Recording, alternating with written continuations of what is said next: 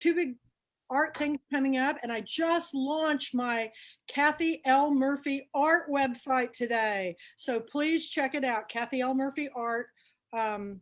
Online on the website. So I am thrilled to be here. We have over 800 chapters now of the Pulpwood Queens, and we are growing so fast that my friend Barbara, who does all my mailings, is coming over every other day to pick up another case of books, because we send everybody out a free book. How many of you got when you joined Think Like a Monk? You must have joined earlier, but did you get one, Janet? I did. Wonderful yes. book, and I'm almost through with those, so I'm going to be starting in on something else. But thank you all for joining the Pulpwood Queens, and those being a member, you have privileges, because only members can get into our online book club meeting live, our book and film club meeting live, our writers club live, and if you're an author member, you get featured in our newsletter, and now we have a magazine, Reading Nation magazine. So, and I got a whole bunch more stuff coming up. So thank you. And you are in for a real treat, because Leslie Lehr and I go way back, and she's come to Girlfriend Weekend years ago, and now she's got this great new book. And my gosh, the success of her book is phenomenal. What she's had happen is what every Pulpwood Queen Timber Guy author dreams of.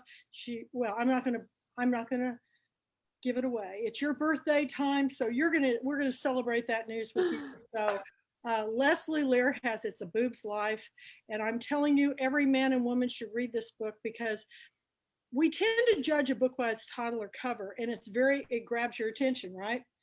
But the wonderful thing about this book is it's so comprehensive on everything you need to know about women's breasts, from everything to do with breast cancer, everything to do for resources, the history of how the breast has played this role in our lives. And you don't really, when she was blogging with us on Breathless Bubbles and Books, she would ask these questions, and it got me thinking about all the times I was made fun of because of my boobs, and we tend to write it off, but I'm thinking, man, that wasn't right.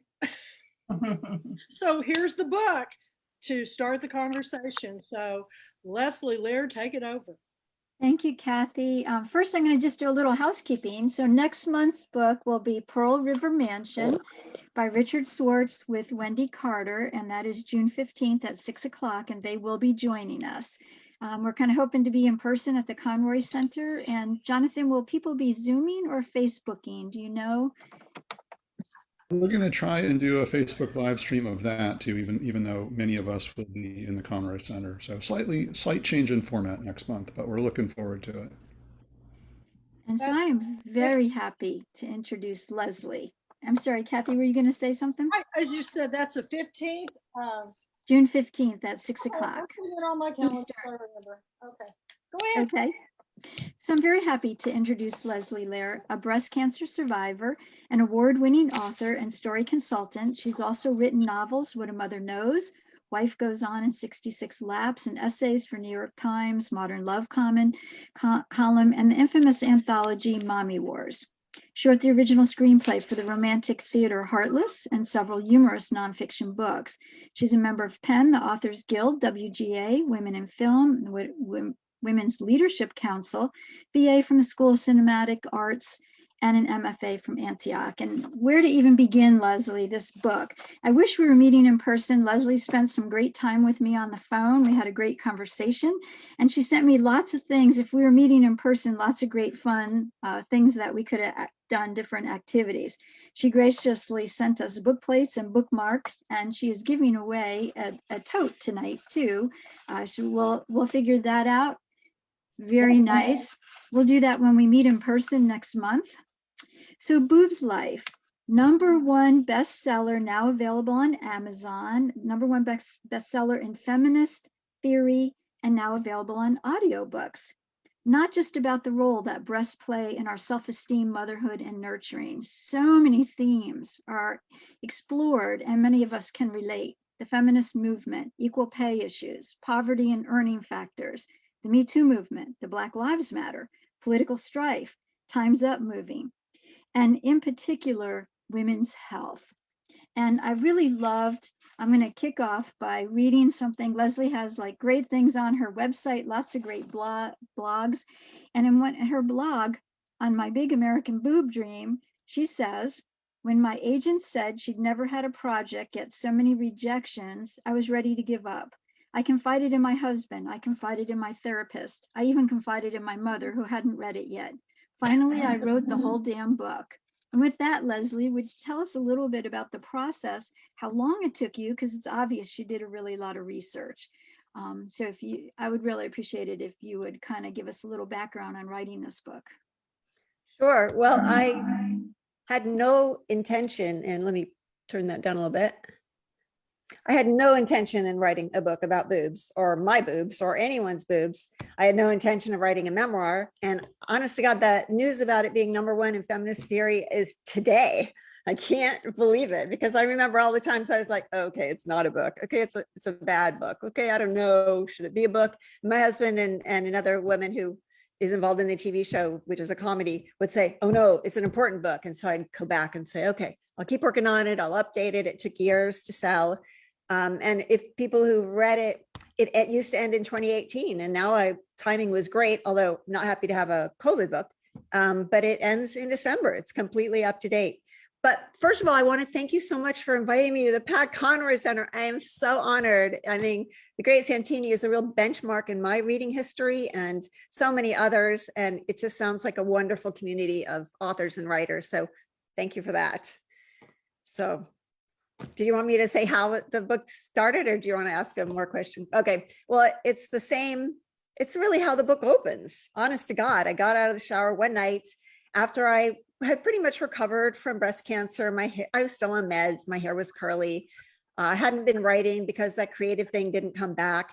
And I looked in the mirror. My husband and I had just moved to this really like my dream house, just kind of as a reward for me living. And we were supposed to have a romantic evening, and I got out of that shower and I looked in the mirror. My boobs were not like they should be. And I was so upset. I was like, I wanted to call my doctor and fix them.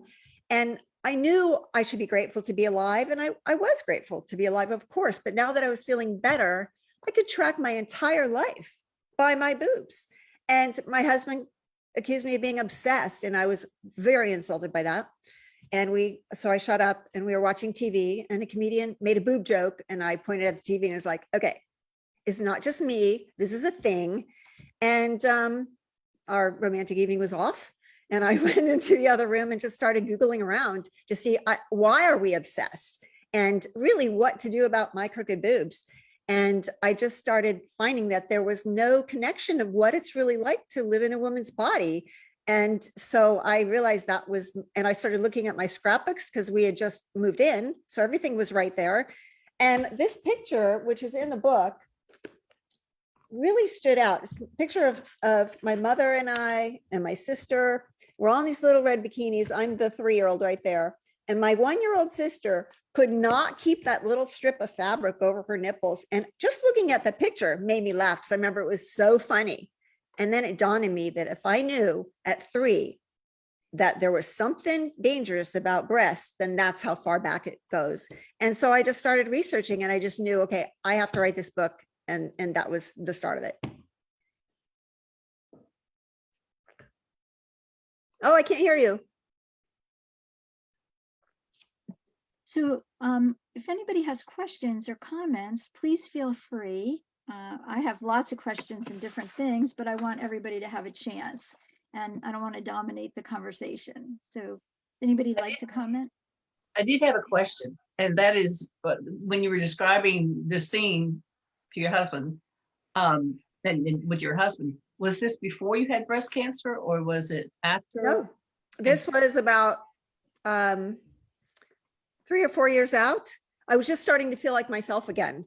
My hair was short and curly from chemo. Right. And I just thought, okay, I'm going to come back to my life. But I had had so many surgeries from cancer and so much, and my boobs I thought should be perfect now. My whole life, I wanted perfect boobs. After all that work. Yeah. And then going back to being a little girl and wanting boobs. And then, you know, you had to have boobs to be beautiful. And then finally you have them, and then you have to hide them to get a job. And then I got big boobs to breastfeed my babies, and then they got saggy and ugly. And then I ultimately got a boob job, and then I got breast cancer, and it was just like, why couldn't they be perfect? It was just, Yeah. why was that Yeah. important to me? So yes, it was definitely after.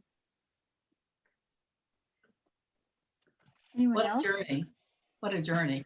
For all of us. Yes. And the stages I went through are very similar to the stages that many women go through. And in Yeah. fact, it isn't just that book was hard to sell. My first agent rejected it. I had to change agents because she just didn't think boobs were a thing. And she said she was a flat-chested Berkeley granola girl. And I thought, okay, if your denial kind of proves it's a thing, because to deny your own body part, that's so important. It literally turns blood into milk, and men look at it within 200 milliseconds of a woman walking in the room. I mean, Right. there's a lot going on with how we identify as women, and people with transgender communities right now. First thing they do is either get breasts, take them off. I mean, it is an identifying feature of women. So there you go. And Kathy Murphy mentioned that she had trouble, because her boobs were so big.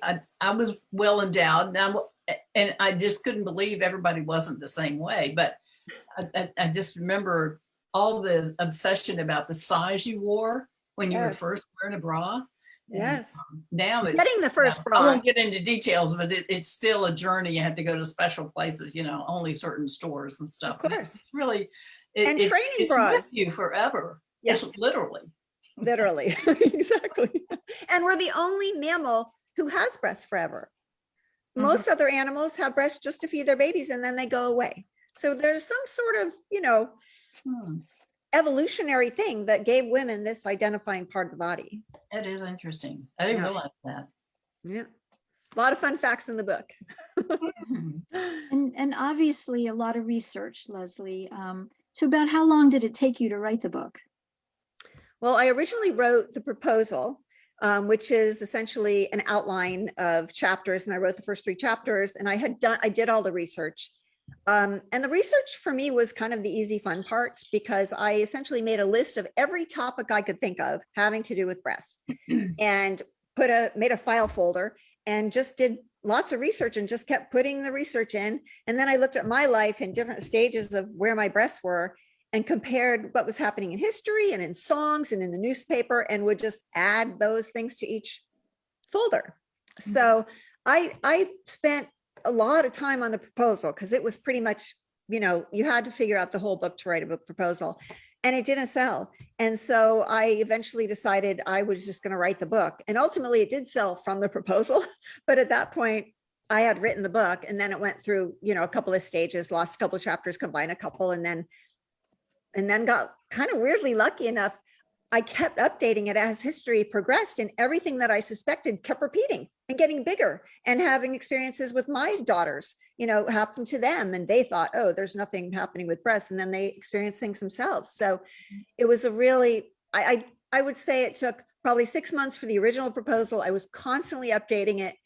It took at least a year to write it, but I'm constantly was updating it. The facts go right up to 2021. And so it's, it's something I was always working on. I mean, I did other things. I work with other writers, but this was a project I was constantly, and trying to figure out how to sell it. Should I make it more political? Should I make it more funny? And so it was, I don't think I could say it was one period of time, but it was certainly, I started it in before the last election, so 2015. So it's probably 5 years. But I just had to do it. I was going to publish it myself. I just thought someone's got to write this book, so might as well be me. Good for you for keeping on. I think I was crazy, but it just, it was one of those weird instinctual things. I think it's one of the few times in my life I actually completely trusted my gut. It's like I just had to do it, no matter how stupid people thought it was, and just got really lucky that it turned out it is a thing.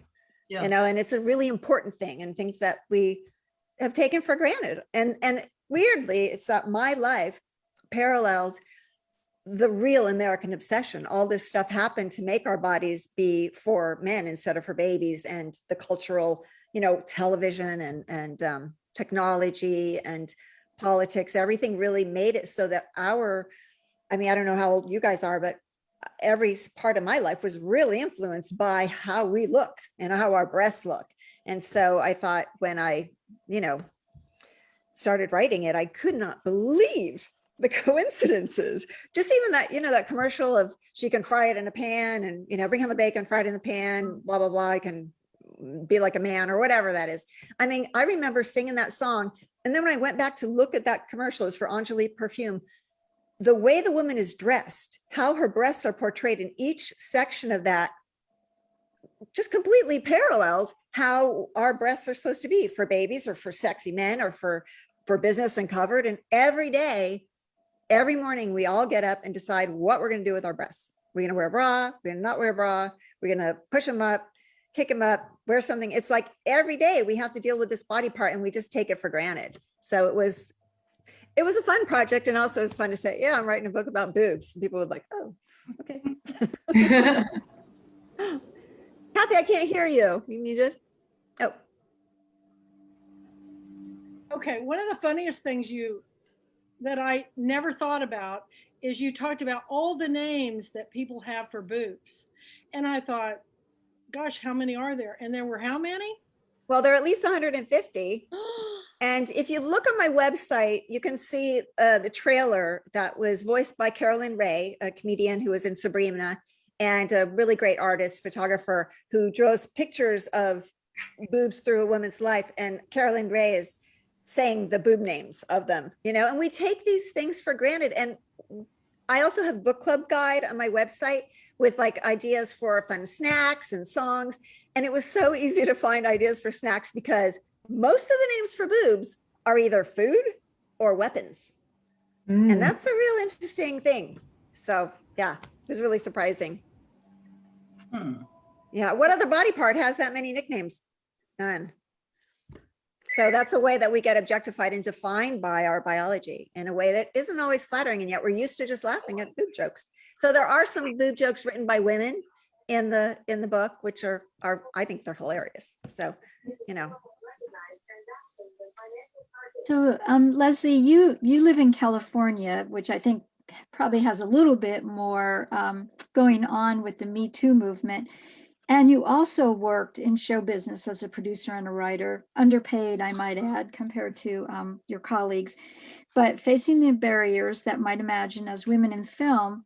And how did this experience shape your perspective today when you see the Me Too movement? And then I also see in the book you talk about things your daughters and your nieces have experienced. And in my mind, have we learned nothing? I don't think you can say that we have learned nothing. I think, unfortunately, that our experiences are so individual. And what the Me Too movement has done is bring us together so that we don't feel like we're so different, even if the worst thing didn't happen to us. For me, it made me realize there's a thing called comparative empathy, where I got cheated out of jobs, I got cheated out of money. I definitely was harassed and molested, but never was raped. And I thought, okay, so it's not me. And, time's up. Yeah, but it wasn't that much of it. It was, but when I realized actually on that spectrum of, inequality, it had a huge effect on my life. And so to have this name or something that we're all together, that's the power of unity and community with women. So we can really try to make a difference once we all realize, yeah, this really happens. And why do we take it for granted just because it's always happened? And my older daughter thought feminism is a dirty word. And it's so funny that today it's #1 in feminist theory. I'm dying to talk to my daughter and say, is that bad? Are you embarrassed? Because it's a funny book, but it also has scary parts. And it is a political book because women's bodies, the way we're looked at, it is political because of the way we're judged. That's kind of the definition of politics, is how people behave towards each other. And so, and then sure enough, when she got out in the working world, the same thing happened to her. I have issues in the family going on with domestic violence, which I had experienced at all to different degrees. So many of us are vulnerable to this because we're a product of our own experience. And while it seems like history or Hollywood is much more advanced, I think that's just because it's more visible. I think it's still bad things are happening, and we're seeing the tip of the iceberg, the people who have visibility talking about it. And yet the trickle down effect of equality is not going to happen without legislation. and thank goodness we all are more aware now. So that's really my plea, is for us to just be aware that just because it didn't happen to us, we are part of a group, and we need for everyone to have every opportunity, no matter what our bodies look like, and to also feel empowered and valued ourselves, no matter what our bodies look like. So there you go. Anne, did you want to say something? Well, I just wanted to thank you. I really enjoyed your book, and going into it, like we were talking earlier, I didn't really know what to expect, but right away it grabbed me because I was born in 61. So My sister's age. okay, so I Yeah. remember those triangle tops, and those, and I remember having them, and I remember being called pancake in elementary school and middle school. I was like, but I thought, just there's nothing, wrong, or I can't do anything about it, but just brought back a lot of things that I never really would have thought about. And I loved your humor, and I just thought you just made even your ordeal with breast cancer. I'd like to pass this book on to a couple of my friends that have gone through, a similar situation, because you somehow made it, lighter than it probably was, I'm sure. But so thank you. It was more of a comment, but I wanted to let you know that. Thank you so much. I feel like if any one person gets a mammogram or stops for 5 minutes and takes a bubble bath, then I have done my job. Yeah. Because like for us, for women, self-care is really healthcare, and getting early detection really saves lives. And it just seems so cliche. I honestly did not want this to be a breast cancer book. I was sick of breast cancer. Mhm. Sick of Pink was my nickname on the breast cancer blogs. Mhm. And but it is a real thing, and it happens to so many people. And I've been able to, I feel like, for my birthday was yesterday, and I did a fundraiser for breast cancer fund research, which saved my life. I would be dead had I missed that mammogram. I mean, no question about it, within a year. So every day, I got goosebumps now. But so I feel like every day I'm on this earth, I'm grateful. And any one person I can say, relax, try and ask for help, take care of yourself. Stress is not good for you. It's get your mammogram. It's real, and all the other things that are in it as well.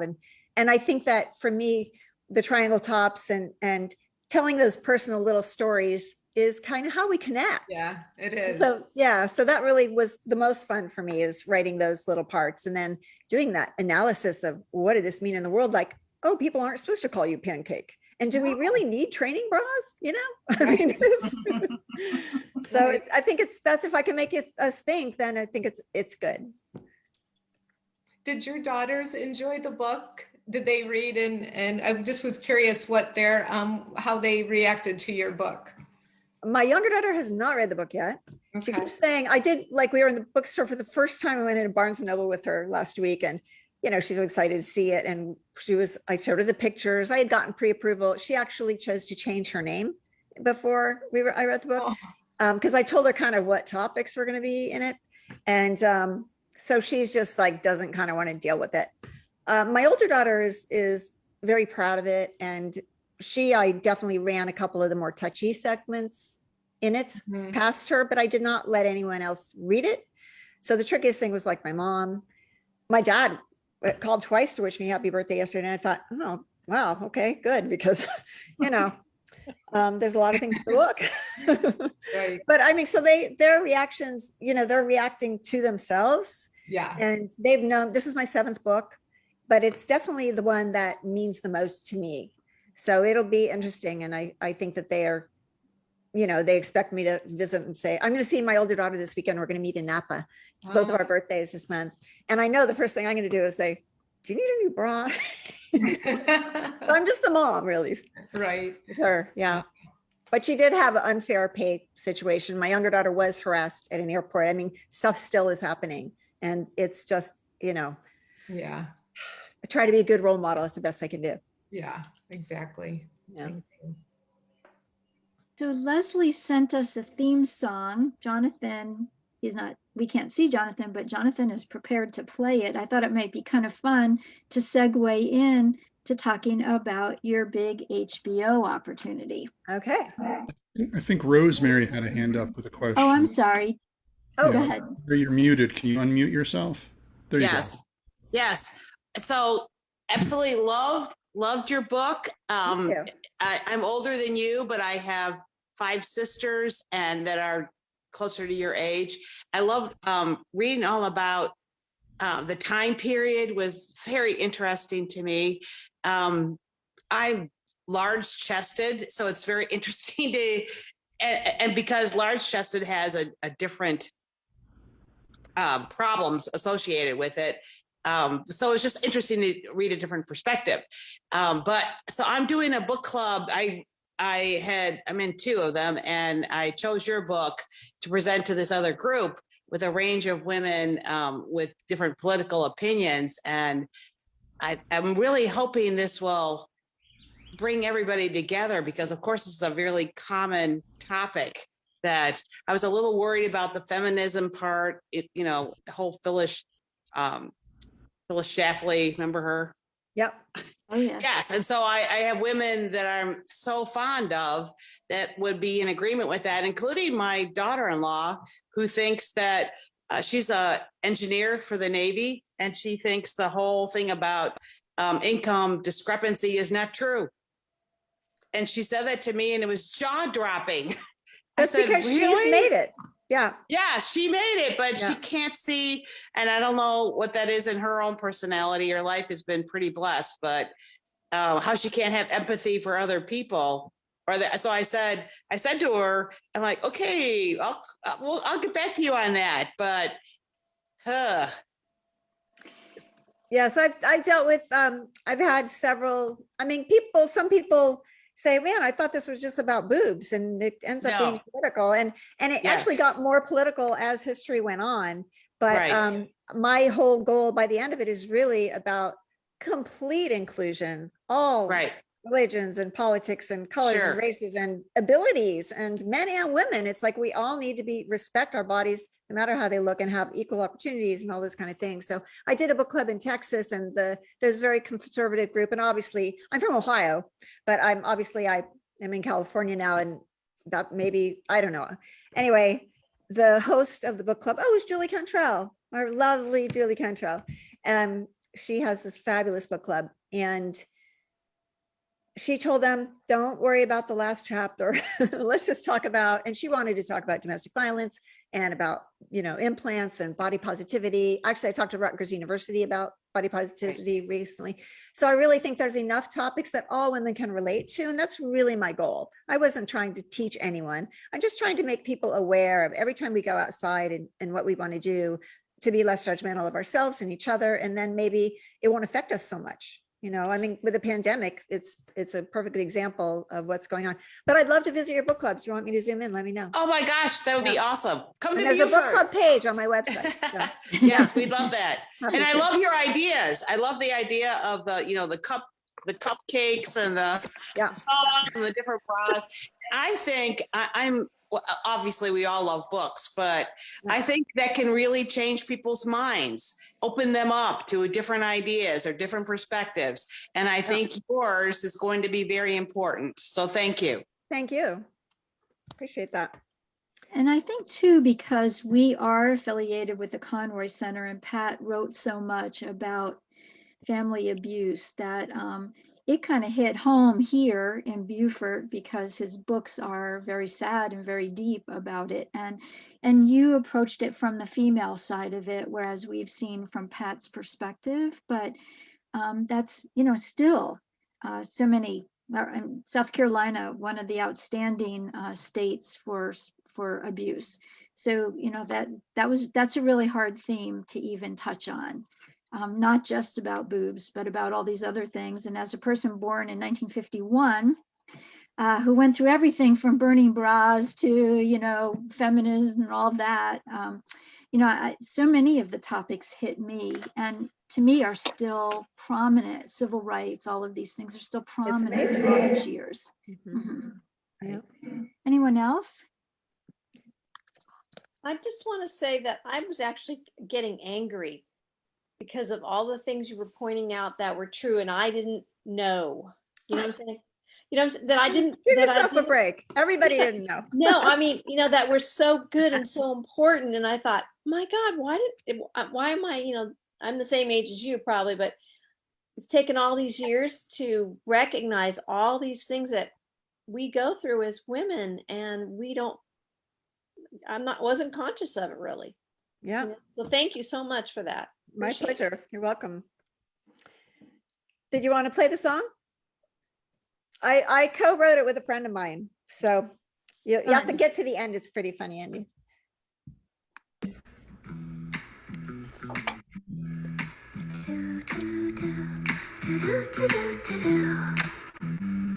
Bouncy as a beach ball,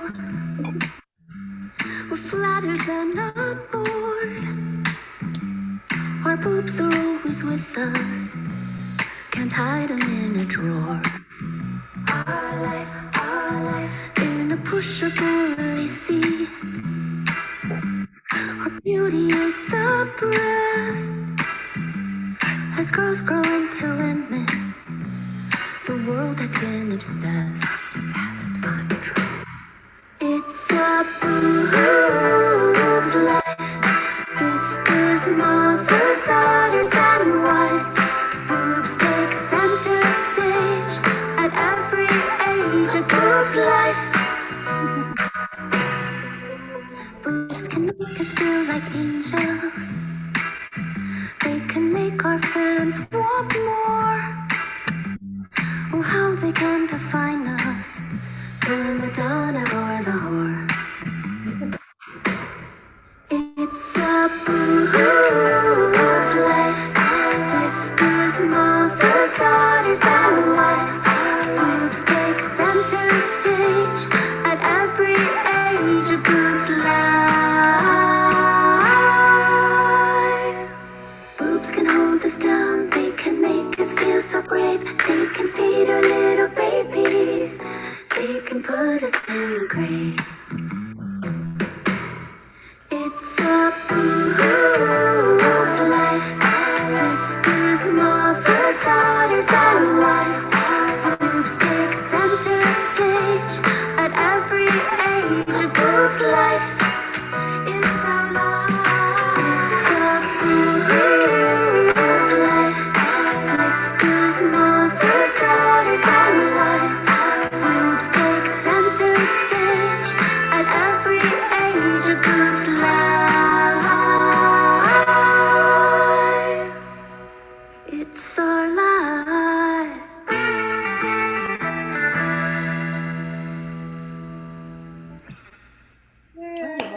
I love it. It's got a Mad Men kind of vibe to it, doesn't it? It's awesome. Yeah, you're going for campy. That's great. Good fun. So if we don't have any other questions right now, I'd like Leslie to talk about her HBO special. Yep. So she has had a phenomenal opportunity with Salma Hayek, and talk about how that evolved and where you're at right now. Oh my gosh. Well, the odd thing is there was interest on the television side before I sold the book. And so I got to admit that gave me hope for the book. Some of those nights when I was like, do I give up? Do I change agents again? Should I give up on this book? And I had met a friend who I was the first one who, I didn't really know her very well. I was helping her with the book she was working on, and she had 5 kids, and I just didn't think anything of it. And I let her read it, and she was like, this is totally a book or a movie or a TV series. I can see it. And she was describing it to me, and she said, can I shop it around? And I said, sure. I haven't even sold a book, whatever, And my agent, of course, was forget it, because that's not how things are done. You're supposed to have a bestseller, and then Hollywood takes it away. And in the past, because I ended up being a writer at home instead of in production as motherhood, I had kind of thought, well, if I can't get a lot more of my scripts sold and I don't have time to be on set because I got kids, I'm going to just write books and maybe they can get turned in. But that had not happened to me yet. And so for this, suddenly she, I let her just shop it around, and it turns out she really knew what she was talking about. And she got it to Salma Hayek, and Salma Hayek said she was obsessed with it. So, you know, things take a long time, but Salma Hayek has a new deal at HBO Max. Salma Hayek has 14 projects in development in town. She is Wow. a really smart producer. If you see her on Instagram, it's all boobalicious. And we've talked with Kathy, it's she and Dolly Parton use their boob power for good for women and mankind and womankind. And she is they're all developing it into a television series, a comedy for HBO Max.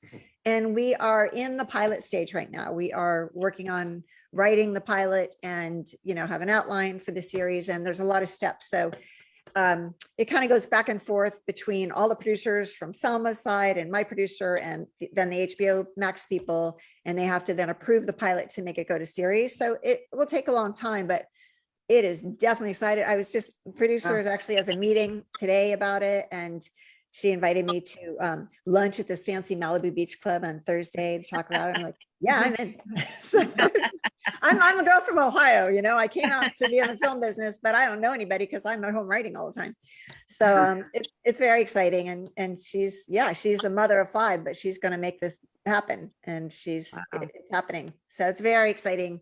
And it may not happen. It may happen, but it's certainly a wonderful ride. And I hope it happens because gosh, it'd be so exciting. And that said, I don't go into all the meetings because this is my story. It's all here, right? And I don't want to mess anything up. So I just let them deal with the TV stuff. And when it goes, I will be an executive producer. So then I'll have a say. Hey, yeah. Good for you. Thank you. Cool. Very good. Yeah. Any questions about that or anything else? It's Sounds really rare, you guys, for an author to get that much involvement in a film project. I know very few. Most of them, once you sell the option to your book, they can do whatever they want with it. That's why everybody always says the book was nothing like the film. Well, they're 2 different entities, but having your say in it is going to make it, I think, a better project. Yeah, especially because the main character is named Leslie, you know, and my boobs are going to talk.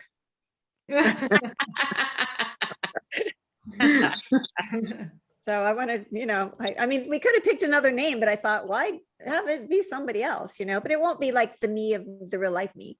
It'll be the me that works for a TV show that, you know, gets to experience all the things we do as women, as, you know, as Ellen said, not really realizing it, and then maybe realizing it, but my boobs will like be the conscience of really, and, you know, my character will have a son and a daughter and a mother, and a lot of the characters in the book. I mean, there's definitely some scenes right from the book for sure. But other than that, they're going to create it differently. I think it starts when right now, the last draft I saw, it starts when I'm about 40, 2 children, you know, the girl's wanting her first bra or something like that. And the mom is still, I will say that the one requirement that I told everyone is that my mother has to be smart and pretty.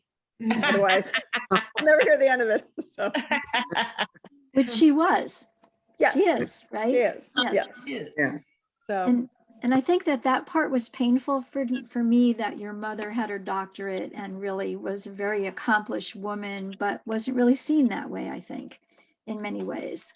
when it comes down to that, so I was talking about before, that individual thing, the reason we can get caught up in the cycles of domestic violence and all these unequal pay, because we don't want to complain, we want the job.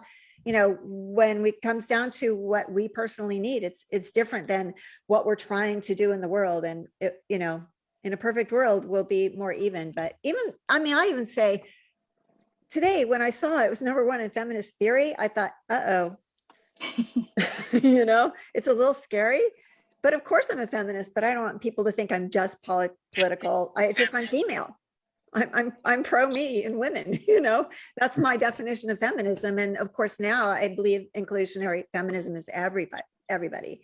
But yeah, it was a shame. My mom was definitely happening and got trapped by this culture of how women can get trapped. And that's the awareness that I'm hoping to project, is how we live. Well, and I think another piece of that too is women in poverty. What happens to women, and we're especially seeing that now in COVID, And you talk about that in the book, about how women suffer because of, you know, how things are settled or whatever, and because they don't earn as much and they have the responsibility for children. So I don't know if you want to elaborate on that at all. Sure. When the book first came out, it was a best new book in People and Morning America and Glamour magazine. And then Entertainment Tonight put the cover of my book next to Michelle Obama's Becoming and Glennon Doyle's Untamed and said, books to buy for Women's History Month by trailblazing women changing the world. Suddenly I'm getting a lot less interviews across the world about boob jobs and a lot more about, the political stuff. And medium.com has a magazine called Authority Magazine, and they gave me the toughest interview. Oh my gosh, it took me like 4 days to write the questions for this interview, because I had to really think about what is my opinion and how do I want things to change. And, we can complain all day about, women staying home and needing childcare so that we can have equal opportunities. But the other big deal is all those years we stay home, we don't get Social Security. And so when we retire, we have less money and we have more people to care for, whether we have children or not. Women are taking care of pets and neighbors and people at work, and it takes a lot of time. And in the pandemic, as you said, it's a huge toll. And then trying to get back in the workforce, even the Equal Pay Act says that, you have to get the same pay for the same job, but they're allowed to do it based on your last paycheck. And women, if you've been out of society, how do you get in at a good place? You're always going to be behind. And that is a trap for women. As we get older, we are going to be have less income, and the disparity, obviously, when it comes to color and race is far worse, but it really will affect all of us because our job is unpaid, and the women, I was just reading the New York Times, in her words today, talking about these women who finally got their dream job and then COVID hit. And even if they could keep their jobs, now they also have another job of taking care of the kids. The culture just thought, oh, moms will do it all. And we just physically cannot. And we suffer for it, and our finances suffer for it, and our future suffer for it. So until we really have, my plea is, I really think, look, this is what my mom said. I have a paper she wrote in the late 60s, and it was all about what price women's lib was the title of it, because it was really about, this is great, we should be equal, but what about childcare? That should be a platform, and nobody was doing that. And the fact is, Uncle Sam did have childcare during World War II, and then he took it away when women went back to men came home, even though a lot of them couldn't work, and more women than ever were working. And around the world, the United States is like the 30th, that's really low in terms of parental leave and childcare. And until we have opportunity for women to do more things and actually get good pay for childcare, and those caregivers to be paid fairly and not be considered babysitters, it's going to be rough. And I'd love for us to get Social Security for staying home too. It used to be, back when I was a mom, and I'm sure they do it now, if we got paid for all the jobs we do as a mom, it'd be expensive, and they always say a man has a woman behind him. And it's like, that's really true. All those things are still true. And now that women are working and we have to do both, we have flexible jobs, so we can do both, but that means our jobs have less money. So in an emergency, the dad keeps his job. And then we just go back to those old rules. So women are really losing a lot of ground. So it's been a really interesting play in terms of the topics in the book. People still want to know about boob jobs and beauty queens and Playboy and movies. And, but it's all part of how we live as women in the world. So it's a good question. A lot of things to cover in this book. Just and the fact that you researched everything, it's great. You got to read it. Yeah. Well, that's a really good way to procrastinate from writing research. Yeah. We've heard. Great. Anything right. else you'd like to add, Leslie, or anybody else have questions or comments? Not really. So with your daughters, I only got to halfway with your book, sorry, but it's really real. It's really excellent. But I'm wondering with your daughters, because now I have sons, I have 2 sons and I have daughter-in-laws. So with your whole experience with having babies, my son's about to have twins, and absolutely what you say rings completely true. So do you, with your the females that you know, or your own children, does anybody listen with your experience, or what's your experience with that? I think people are pretty entrenched in their ideas, but I also think that when we value ourselves for one role, you know, and we also as mothers tend to be, I just bought into that whole thing of I'm a mom and that's everything I am. And then I kind of got trapped by it. And I think that we do because it's so wonderful to be a mom and our hormones are going nuts and we love our babies so much. And then we can get trapped into that's all we can do. And we better do that all only, and everything else isn't as important. So I'm hoping that my daughters learn to value themselves whole, you know, for many more things. There's a lot of brain power being lost to breast cancer, and a lot of women who are smart who have to show their boobs to get attention. Right. Which, you know, I mean, Dolly Parton is a perfect example, and Salma Hayek. They show their boobs to get the attention, and then they do good, you know, and hopefully it will be a trickle down of, you know, being, I mean, here's a question for you guys. It's been COVID, right? Who's wearing a real bra every day? And so now that COVID is getting a little space, what are we going to do with our boobs? Are we going to still wear a relaxed, you know, comfort? Yeah. Well, normally I put on a real bra for these, and actually today I'm still wearing one of my comfy ones. Just realized that. But it's like, how are we going to treat our bodies differently? How much makeup are we going to wear? Are we going back to stilettos? But are we, with our breasts, what are we going to literally project to the world, you know? And so I think it's an opportunity to see how much we do for the outside world and how much we do for ourselves. And of course, we want to be beautiful. It's part of who we are, and it's part of our and attractive. Of course. So it's like, it's this double bind, you know, and it kind of is tricky. So I think we just, hopefully everyone will just be a little more aware so that we can vote for things that make it like, of course, everybody needs help in childcare. And I think that I would hope, if I were to go back and my kids, I think I would really ask for more help and know that I deserve help, and I don't have to do it all by myself. Yes, and also because it's killing us. We're getting sick with the stress. Right. Yeah. I agree.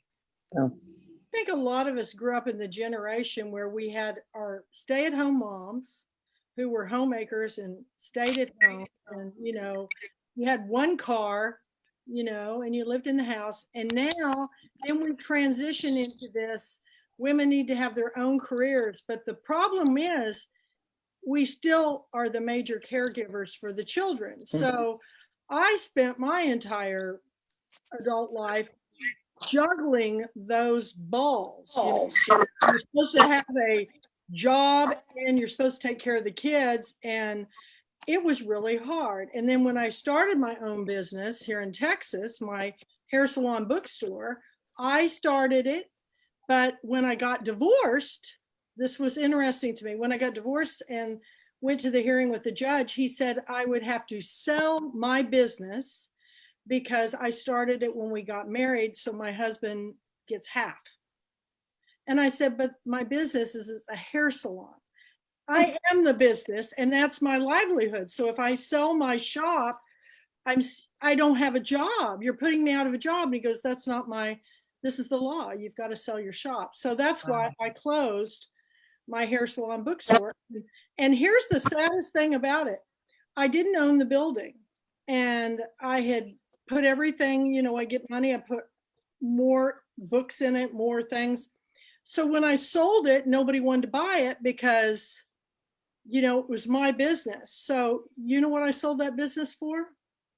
You ready for this? $2,000. Oh my Oh my God. All I could get, and the judge valued it at almost $200,000. Oh my. But I could only get $2,000, and he got half. Wow. And yet he got to keep his job where he still has, you know, his full income, and I had to sell my house. So I was homeless, jobless, and I didn't get any child support because my youngest had just graduated from high school. So I had to completely start over. And I'm going to tell you, Jonathan, I think women are a lot stronger than you think we are, because I made it. I now have a completely paid for house, completely paid for car, went back to college, got my degree. And then I find out I'm too old for anybody, nobody wants to hire a 64-year-old woman. Aw. So, so I threw myself into my book club, and it's growing. And I think that when we share our stories, this will all be out in my next book, which is The Pulpwood Queen Goes Back to School, because I've learned through these years that, and I've shared this with my daughters, make sure you're financially independent. Anything you own before you get married, don't ever sell it. Keep it in your name. All yours, And when I got married, I owned my own home, but we sold it. We sold it to make room for our growing family. And I'd made $60,000 off of that first sale of the home. So I'm thinking, well, the house is paid for. I'll get half of that at least. Come to find out, the $60,000 that was to go into the new house, my husband paid off his student loans and his credit card debt. So it was like square one on. So we owed on the house when we sold it. Wow. So, these are the things that I would like to share with young women who are first getting started in business. And I mentor to people, and I said, you've got to be totally independent. And my oldest daughter is married, and her husband and her raised their son together. I mean, they have certain things that they take care of, but he bathes him every night, reads him his bedtime story, and gets him ready for bed while she gets to take a soaking bath. Isn't that awesome? I can't even imagine. He helps fold the clothes, he vacuums, he does the dishes. And I'm thinking, my grandson will learn all these things too, because we don't realize that how we raise our son and daughters is how their marriages are going to go. Right. So you just got to be really lead by example. And I think Leslie's done that. She's shown how you can juggle things, but I do think we're not on a level playing field. And I don't think there's anything that a woman would not do for their husband if they vacuumed once in a while. There's a book out. It's called something porn, and it's men ironing and men folding clothes and men washing the dishes. What is the name? Doing laundry. I laughed so hard when it came out. I thought, I was older when I married my husband, and he said, "Here," and he handed me a shirt, and I go, "What do you want me to do with it?" He goes, I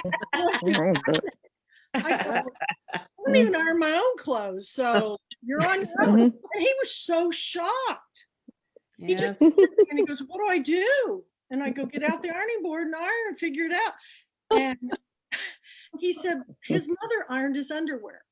Oh my gosh. Wow. I mean, come on, so this book opens up all these conversations. So when we had Leslie on our book club, Breathless Bubbles and Books blog, people were going, "Oh, I remember the first time, I got my bra or whatever." You talked about the triangle shirts. Halter tops were popular. Yes. Oh, yeah. High school. Yeah. Now, if you are double D and you put on a halter top, you're a slut. Exactly. You're just, I thought it's just not fair, because I want to be trendy, and cute. In fact, there's a bathing suit in Leslie's book. I had the same one from Sears, the exact same bikini. Mine was yellow, and yours was what color? Orange. Orange, yeah. They were velour, and they were from Yes, with the rings. Yeah, it just cracks me up. But anyway, we laugh about it. But at the time, it was kind of devastating not to be able to wear where everybody else has got on the little tube tops and the triangle tops or whatever, the halters. I've got on the Playtex full form. Those were horrible because they were pointy. Pointy claws. I remember my first bathing suit I had was juniors, And my mom had to cut the bra out of it because you could punch in the cups. You remember those? Oh, yeah. Rubberized. And I go, I can't wear this. There's nothing in there. And so she had to take them out and then kind of sew a seam. It was so I hated junior high because, who loves junior high? But they did not come in until I was like a junior.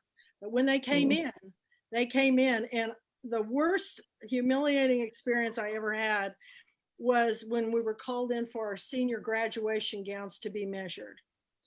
And they said, Kathy Murphy, and I got up to go, and one of the football boys that sat in the back, one of them goes, let me guess. And everybody turns to look at him. He goes, 40 double D.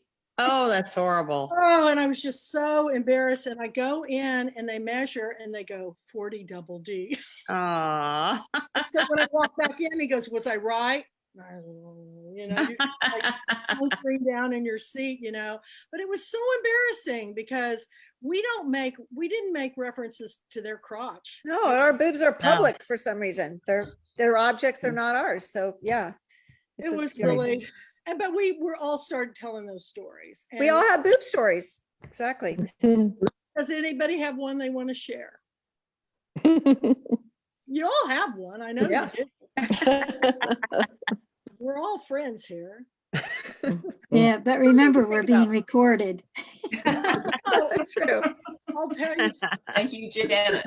Two things that I found that cause the biggest problems in this world is fear.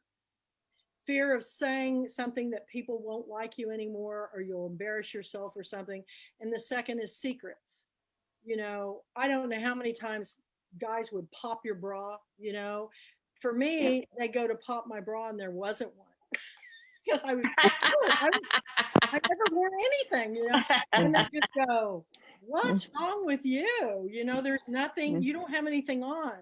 And well, there was nothing to put anything on for, you know. I was just like a boy. Yes. And I was really excited about that because I just would rather wear a tank top than wear what I have to wear now.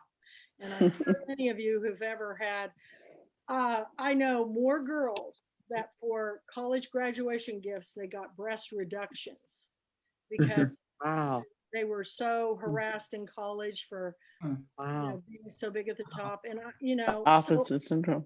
It's the opposite, but I feel like everybody has to do what they have to do to make them feel good about themselves. So there should be no judgment amongst women. I have as many friends that have had boob jobs as have had breast reductions. The conversation is, this isn't what we all are, you know. Exactly. We're the beauty within Queens because we're thinkers and read and we are breaking stereotypes, and we're, by us all joining hands and going together and saying, hey, you know, this isn't right. You know, we're not gonna, you know, do anything. I'm not gonna burn my bra. They're too damn expensive. So I remember at the time, who does that? I can't even hardly afford to get the ones I've got. They didn't burn them. They just threw them in a trash can. Well, they wanted to compare it to draft cards, like we're free, and it was a political thing. Political statement. But I told the story about, you know, how in front of my shop one year, Neiman Marcus started this campaign where they would take bras and celebrities would decorate them and, you know, bedazzle them or whatever, and then sell them for charity for breast cancer. So I came up with this idea. You know, I've had lots of discoveries that things don't work. Brilliant idea. We donate our leopard bras, and I threw them up in the tree in front of my shop with Mardi Gras. The whole tree was covered with leopard and hot pink bras and Mardi Gras beads. And I was so proud of it. Tourists were coming up, and it was called the Aaron Go Braless tree. It was around St. Patrick's Day. And so that night I got a call, and you know, my landlord said, oh my gosh, you've got to get those bras down. Everybody from the garden club's calling me and they're so embarrassed. Nobody puts bras. And I said, this was started by Neiman Marcus. I mean, these are all Neiman Marcus women. And they go, we don't care. This is Jefferson. So I had to get out with a rake and stand on a ladder and fish Wow. all those things down. And I remember the next day somebody had thrown up a thong and I missed it. I left it just to be, just to be whatever. But that's just, it's funny to me now because I think I just couldn't believe they told me I had to take them down. What's the big deal? I don't Right. get it. But that's what this book does. It's a springboard into a conversation about, the world is changing. And really right now, Leslie, there's women now developing now because of COVID, comfortable bras, Oh, absolutely. that support. They said, Yes. "No, we haven't worn one for so long. Why are we going to go back? We're not. We're going to start." So these women, I saw these two women, they were developing a new bra that was stretchy, but firm, Give held. support. Yeah. That's So, what I'm wearing. yep. There's an interesting TED talk by a woman who is the only graduate degree in lingerie here, and she does a very interesting TED talk. If you can pull it up on YouTube. I will. And she opens her conversation with boobs, the word boobs, and everybody laughs. She talks about how underwear. Then she talks about underwear and really a reality check of what bras do and don't. And it's a great one to watch. I don't have it in front of me what her name was, but No, just send it to us. yeah. So anybody else before we Yes. wrap up here? I would like to say something. Leslie, your descriptions of going through all the treatments for cancer really, really affected me. I got to the point when you were all alone in that room with radiation and being strapped down that I had to put the book down. Oh my. And it was just so real. And I felt like I was there with you. And the only thing that made me pick the book up again was that I knew you were still alive. At that point, I was like, oh my God, this is just horrendous. And I can't imagine being in that room by yourself like that and going through that. And I just want to, just say that. Thank you. Well, so many women do. And that's, I know. Yeah. it is very scary. And the thing is, then we want to forget about it. But I thought, I Yeah. gotta say what it was like so that people know and we're take better care of ourselves and get funding to save our lives. So, Well, yeah, I'm thank glad you. you're alive. How's that? Thank you. I am too. Yeah. Oh. Leslie, I'd just like to say, I was 2019. I was told I had ovarian cancer. It had to come out, and this never happened in my family. Large family, always stroke, always heart attack. That's how people went. No cancer. So it was just blew my mind, and so I had to really wrap my head around that. But bless Kathleen Harvey, at sister. She said, "We nurses love chemo because it beats cancer's blood, basically." Yes. And then other people shared with me their journey. And 16 years before, I had a friend who died 4 months after she was found to have ovarian cancer. So I was thinking, but I also knew things had changed. All the pink campaigns, all the donations, all the books like yours that are coming out really help people become more aware and less afraid. A friend shared that back in our hometown of Avondale Estates. Oh yeah, we had a friend over the other day. She's in her 80s. She just had her, third or fourth breast cancer incident. And she just beat it back. You just beat it back. So we're living at a time when serial cancer is going to be a reality for a lot of us. Like It me, is. we don't have that in our family. Well, we did now, So this, I'm so glad to see your book, because I remember I was doing chemo because, again, statistics showed that 92% of the people who did this chemo for this particular kind of ovarian cancer were long-term survivors. 92%, that's pretty good. Yeah. 15 years ago, they couldn't, throw No. up their hands.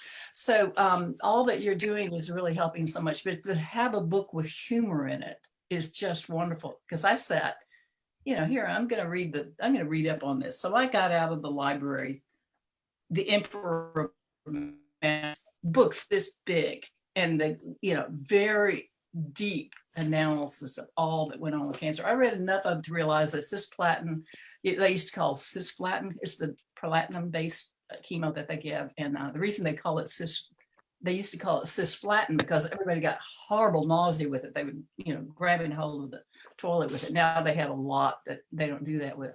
But I was getting some bad vibes from the nurses, like I was having too much nausea. And I said, this book shows it's part of the development. So anyway, I stopped reading that book and I picked up, because a cancer survivor sent it to me, Born Standing Up by Steve Martin. And from then on, I read humor. I read funny things, and I left that book for the people coming after me in the infusion lab. But the whole thing is to have a mindset about all of this, because it's going to affect us. It's going to affect our kids. Some of us may have children who will have cancer or whatever, and it's a mind game. It's really important. So I'm so glad to see the humor. I'm Thank so you. glad to see the humor. Yeah, we don't want to define ourselves by it. Yeah. Thank you. I'm glad you enjoyed it. Thanks. I got past it. Thank you, Leslie. I went past it and went on to publish the book that I was working on. So Good. it works. Bravo. Mhm. Anyone else? I just wanted to say quickly, Leslie, I enjoyed the book and I loved all the research that you put into it. I love statistics and research, so I really enjoyed that. But I really was pleased with your journey through the 60s, 70s, and 80s. I've, through brain cancer and surgeries, lost all my memories. And it was really a great study of pop culture and history to go through with my husband and some of my siblings and some of my kids, of just reminders of all the different things, whether it was the music or the styles or the historical events. So I appreciated that. It was great re-education for me. Thank you. I'm glad. It was a very fun part. We lived through very fascinating times. Yes. Yeah. It's good. I'm glad. Great. Thank you so much, Leslie. We really appreciate your time and all the goodies you're sending us, and Jonathan for setting us up and extending it to a very long day for you. And anyway, we appreciate you, and hopefully we're going to see majority of people in person next month. And if not, you can join us. We'll make sure that you can join us one way or the other. Well, And thank you so Kathy, much. for joining us. Thank you, tonight. Leslie. Thank you. It's been an honor. Thank Really. you. And her husband are both going to be at our annual book club convention this year. So I watched a Okay. wonderful interview by Denise Kiernan with her husband, John Truby. Is that how? Truby. Yes. Truby. And so I invited them, and Denise is coming too. So It'll be a blast. it'll be really a lot of fun. A lot of fun. So thank you for. Thank you so much. Thank Thank you. you. everyone. Good night. Bye. Bye. Thank you. Bye. Thank you.